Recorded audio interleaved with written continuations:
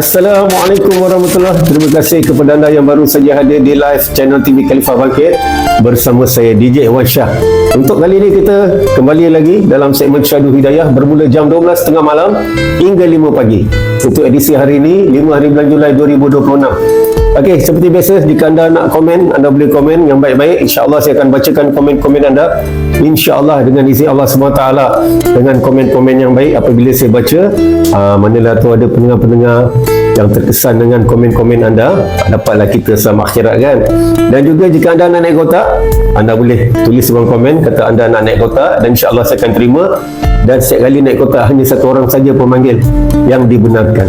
Sebab apa kita tak nak kelang-kabut seperti biasa dalam segmen ini juga kita akan berkongsi berselang-seli dengan irama-irama lagu-lagu retro dan juga dengan tazkirah atau muzakarah kapsul-kapsul yang saya sediakan untuk anda daripada maulana-maulana kita, daripada ustaz-ustaz tersohor tentang nasihat-nasihat dan juga panduan-panduan doa dan sebagainya. Di mana lagi? Hanya di segmen Syahdu Hidayah bersama saya DJ Wan Shah di channel TV Khalifah Bangkit. Dunia sementara, akhirat selamanya, apalah sangat.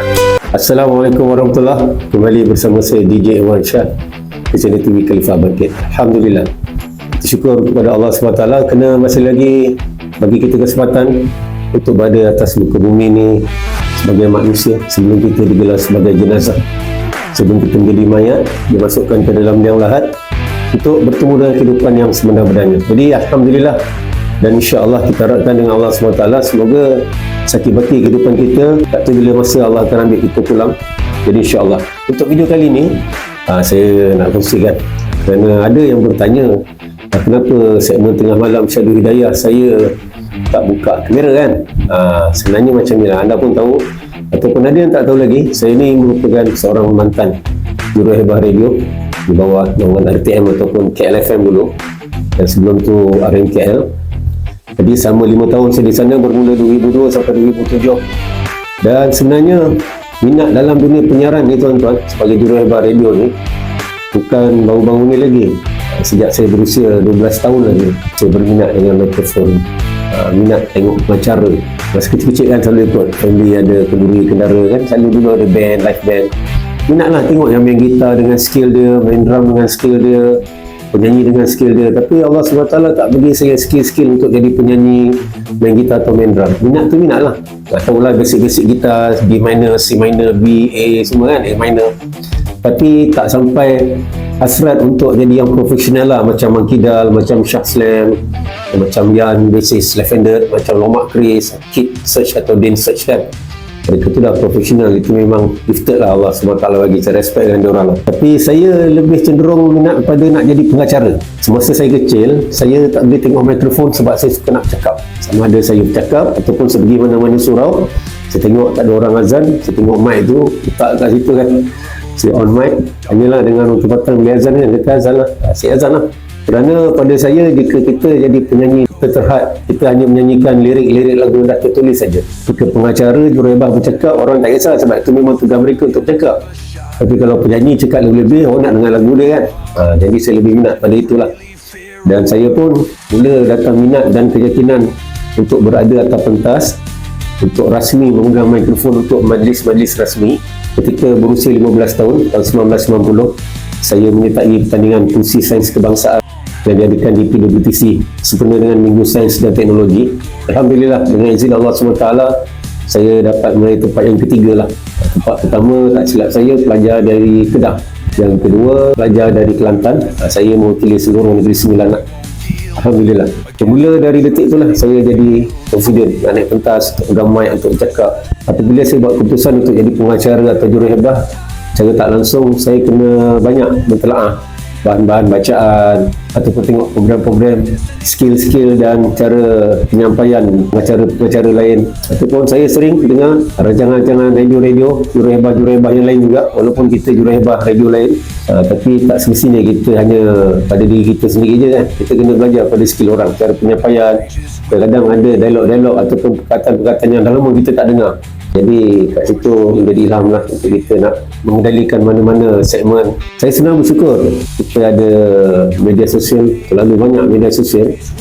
Jadi daripada kita menggunakan media sosial ni untuk bertelagah, untuk bergaduh, untuk mencerita tentang keburukan orang. Pada saya, alang-alang Allah SWT dan bagi profesion saya sebagai juruhebat radio, itulah sangat saya jadikan medium media sosial ni untuk mengembangkan lagi bakat saya supaya tak karat.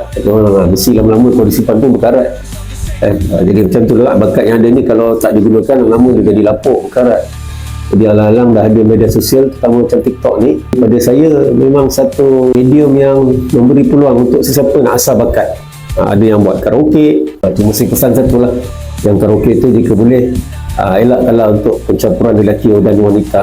Batas pergaulan perlu dijaga walaupun di alam maya, di media sosial, tapi elakkanlah untuk pencampuran lelaki dan wanita. Kerana Imam Ghazali pun pernah meriwayatkan bahawa jika bercampur lelaki wanita ni boleh menjadi unsur-unsur perosak hati. Mula-mulanya berhibur, berbincang, tapi akhirnya jadi fitnah, bergaduh, jadi punca-punca perbalahan pula.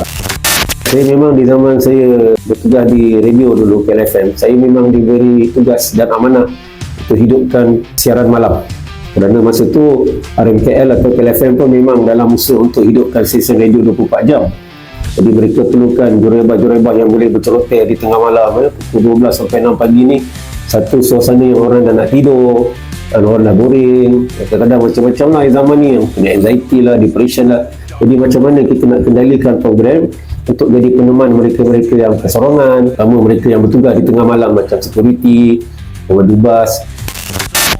Dan saya bersemangat untuk kendalikan segmen Syahdu Hidayah ni dalam keadaan tidak buka cam, kerana saya nak bawa pendengar-pendengar dan followers untuk menghayati zaman nostalgia gunakan Walkman dulu. Dan saya juga terpanggil untuk hiburkan sahabat-sahabat yang bertugas di tengah-tengah malam. Sebab saya pun pernah ada pengalaman kerja sebagai security dulu di Carrefour sekitar tahun 97, dan saya pernah kerja sebagai pemandu lori, dan saya pun pernah bekerja sebagai jurujual. Jadi kadang-kadang sebagai jurujual ni kita pening kepala, jadi kita perlukan radio untuk tenangkan fikiran kadang-kadang kan. Walaupun tenangan tu datang daripada berzikir, tapi sekali-sekala nak dengar radio, dengar celoteh-celoteh juruhebat. Kadang ada ilham-ilham yang disampaikan oleh juruhebat tu jadi sumber ilham kita. Alhamdulillah, sejak 2 bulan ni saya dah terbitkan rancangan Syahdu Hidayah bermula jam 12.30 malam sampai 5 pagi.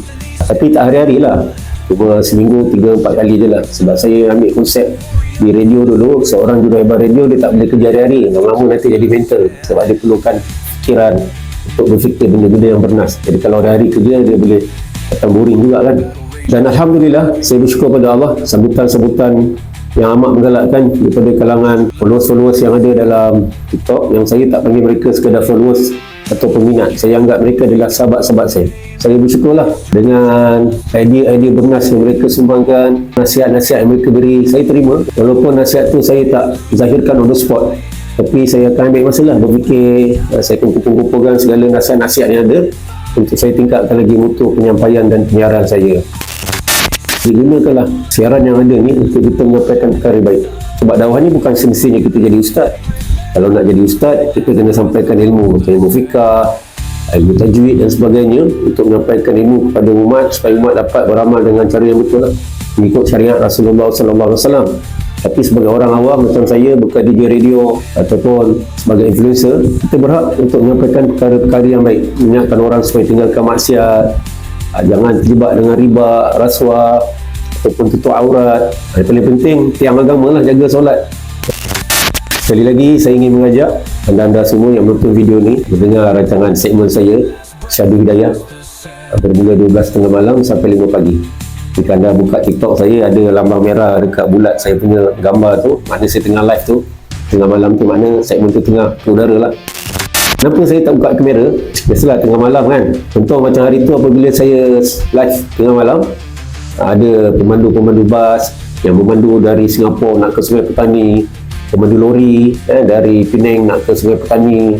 Jadi jika saya buka kamera, mungkin akan lari tumpuan mereka dalam pemanduan. Mereka nak kena tengok cam, tengok muka saya. Jadi bila saya tutup cam, mereka boleh letak, mereka dengar suara je atau dekat rumah sambil baring-baring, boleh dengar live saya gunakan earphone. Jadi kita kembalikan ke zaman nostalgia, macam mana dulu zaman-zaman pakai Walkman. Dulu mana ada handphone, ada gadget macam ni. Kita boleh dengar TikTok, tak ada kan. Dulu apa-apa nak dengar lagu, kita beli Walkman, boleh dengar radio, dengar kaset. Jadi saya kembalikan ke nostalgia yang macam tu lah.